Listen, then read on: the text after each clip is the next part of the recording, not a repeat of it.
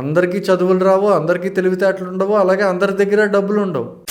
Hi అందరికీ, welcome to perspective matters. వాలా 2 movie review. Views అయితే బాగానే వస్తున్నాయి కానీ సబ్స్క్రైబర్లు పెరగట్లేదు. కొంచెం ఛానల్ని సబ్స్క్రైబ్ చేసి పెట్టుకోండి. అలాగే వీడియోని చివరి వరకు చూసి నచ్చితే ఖచ్చితంగా లైక్ చేయండి. వాలా 2 అంటున్నాడు, మరి వాలా 1 అనే టైటిల్తో తెలుగులో ఏ సినిమా రాలేదు అని మీరు అనుకోవచ్చు. బేసిక్గా ఇది ఒక మలయాళం సినిమా, తెలుగులోకి డబ్ చేసి వాలా 2 అనే టైటిల్తో రిలీజ్ చేశారు. ఈ cinema Malayalam version already 3 weeks బ్యాకే రిలీజ్ అయ్యి చాలా పెద్ద హిట్ అయింది. మలయాళంలో ఈ సినిమా టైటిల్ ఏంటంటే వాజా. సో వాజా పార్ట్ 1 హాట్‌స్టార్ లో తెలుగులో అవైలబుల్ ఉంది. చూడకపోతే వెళ్ళి చూడండి. ఇంకొక విషయం ఏంటంటే వాలా 2 చూడాలి అంటే పార్ట్ 1 చూడాల్సిన అవసరం లేదు. డైరెక్ట్ గా మీరు వెళ్ళి వాలా 2 చూడొచ్చు. ఫ్రెష్ గానే ఉంటుంది. జనరల్ గా ఏ సినిమానైనా సరే మనం ఎంటర్టైన్మెంట్ కోసం చూస్తుంటాం. కాకపోతే మనం చూసే చాలా కొద్ది సినిమాలు మనల్ని ఎంటర్టైన్ చేయడంతో పాటు మనల్ని ఆలోచించేలా కూడా చేస్తాయి. వాటిల్లో వాలా 2 ఒకటి. ఇంకా ఈ సినిమా పాజిటివ్స్ విషయానికి వస్తే మెయిన్ గా ఈ వాలా 2 అనే సినిమా ఒక మనిషి ఎలా బ్రతకాలి అనే కాన్సెప్ట్ చుట్టూ తిరుగుతూ ఉంటుంది. అంటే ఒకప్పుడు ఎలా బ్రతికాం, ఇప్పుడు ఎలా బ్రతుకుతున్నాం, మనం డబ్బు వెనకాతలు ఎంతలా పరిగెడుతున్నాం, అసలు మనుషులుగా పుట్టిన మనం ఎలా బ్రతకాలి అనే కాన్సెప్ట్ ని బలంగా చెప్పే ప్రయత్నం చేస్తారు. ఇన్ఫాక్ట్ ఆ ప్రయత్నంలో సక్సెస్ కూడా అయ్యారు. అయితే ఈ వాలా 2లో కరెంట్ సొసైటీలో ఉన్న కొన్ని మిస్టేక్స్ అయితే చాలా బలంగా చూపిస్తారు. వాటిల్లో ఫస్ట్ ఏంటంటే రిలీజియన్, మతం. బేసిక్ గా మతం అనే దానికన్నా ముందు మన అందరం మనుషులుగా పుట్టాం, మనుషులుగానే కలిసి ఉండాలి. అట్ ద సేమ్ టైం మన మతాచారాలని పాటిస్తూనే ఎదుటివారి మతాచారాలని గౌరవించాలి. ఈ పాయింట్ ని స్ట్రైట్ గా కాకుండా చాలా సాఫ్ట్ గా చెప్తారు ఈ సినిమాలో.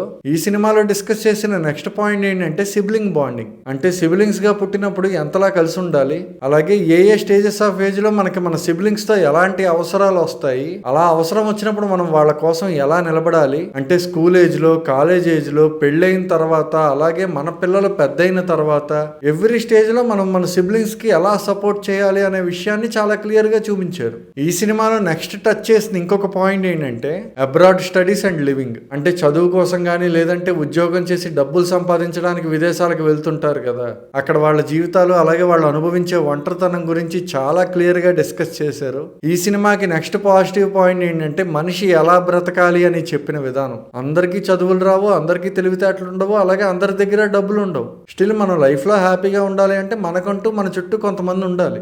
ఈ పాయింట్ ని కూడా చాలా బలంగా చెప్పారు. అయితే ఇప్పుడు నేను చెప్పిన పాయింట్లు ఏవైతే ఉన్నాయో వీటన్నిటిని ఏది స్ట్రైట్ గా చెప్పలే, జస్ట్ ఒక కథను చూపిస్తారు మనకి స్క్రీన్ మీద. ఆ కథను చూసినప్పుడు ఈ పాయింట్లన్నీ మనకి మైండ్ లో మెదులుతూ ఉంటాయి. ఈ సినిమాకి నెక్స్ట్ పాజిటివ్ పాయింట్ ఏంటంటే స్క్రీన్ ప్లే ఫార్మేట్. వాజా పార్ట్ 1 కానీ పార్ట్ 2 కానీ ఒకే స్క్రీన్ ప్లే ఫార్మేట్ లో ఉంటాయి. ఎస్పెషల్లీ క్లైమాక్స్ ఒక 20 నిమిషాలు యాంథాలజీ ఫార్మేట్ లో చూపిస్తారు. అంటే different places, different characters, different people, వీటన్నిటిని ప్యారలల్ గా చూపిస్తారు. ఇలా ప్యారలల్ గా చూపిస్తూ సినిమాని ఎండ్ చేస్తారు. మీకు ఇంకా క్లారిటీగా చెప్పాలి అంటే మన తెలుగులో వేదం క్లైమాక్స్ ఉంటుంది కదా, అలా. ఇంకా ఈ సినిమా నెగిటివ్స్ విషయానికి వస్తే ఈ సినిమాకి ఒకే ఒక నెగిటివ్ పాయింట్ ఉంది. అదేంటంటే సెకండ్ హాఫ్ స్టార్ట్ అయిన ఒక 10 నిమిషాల తర్వాత ఒక 20 నిమిషాల పాటు సినిమా కొంచెం బోరింగ్ గా ఉంటుంది. అంటే అప్పటి వరకు సీన్ తర్వాత సీన్ కథ ముందుకెళ్తూ ఉంటుంది, కానీ ఆ 20 నిమిషాలు మాత్రం కథ ఎటు వెళ్లకుండా అక్కడే ఉంటుంది. అందువల్ల మనకు కొంచెం బోరింగ్ అనిపిస్తుంది. ఫైనలీ నాకు వాలా 2 అనే సినిమా ఎలా అనిపించింది అంటే చాలా బాగుంది. నాకే కాదు, నేను అనుకోవడం ఏంటంటే చూసిన ప్రతి ఒక్కరికి నచ్చుతుంది ఈ సినిమా. అండ్ ఇప్పటి వరకు ఈ సినిమా చూసిన వాళ్ళలో ఈ సినిమా బాగాలేదు అన్న వాళ్ళని నేను ఒక్కళ్ళని కూడా చూడలేదు.